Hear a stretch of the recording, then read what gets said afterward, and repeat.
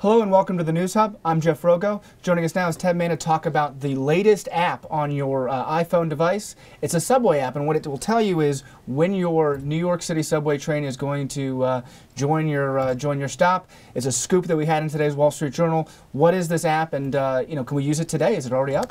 It's already out, and this is an app that will affect subway riders on 7 of the routes in the New York City subway system out of 24 total.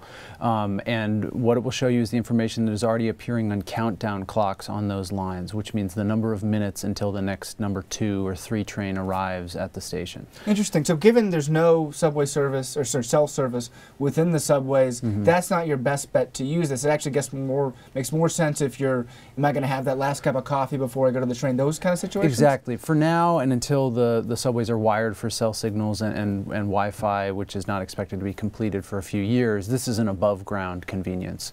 But it is a major leap forward for the MTA. There are other transit agencies around the country and around the world that have already developed systems that are like this. But New York has an older signal system that they have to keep running, and so that's one of the reasons it's limited for now to the roughly a third of the subway system where they have a more modern signal capability that can send this information out to clocks and now out to smartphones. But this is, I mean, landmark in that this is the largest, most complicated subway system in the United States. Yep. And if there are other subway systems that are a little easier to navigate that don't have this, and New York is successful, we could potentially see other cities take a blueprint from this, right? I think really it's going the other way. And that's in part because some of these other systems were built later and their signal systems, and that's where essentially the information about where each train is, that's coming back to a central location in Washington or in San Francisco. New York was built before that technology existed, decades and decades beforehand. So really we're catching up in one respect, but it is, in terms of the number of riders, a huge step forward because there are so many more who are riding transit systems in New York City. But while this is wonderful, like most things in New York, it doesn't come without a cost. And all of us here complain about the $2 and higher and rising subway ticket we get every day. What's the cost of this, and could there potential down the road to impact my commute each morning? Well, the app is free, and they would tell you that this is something that is being developed within the available resources of what the MTA has now. Of course, they are scheduled to raise fares starting in the spring and again 2 years from now.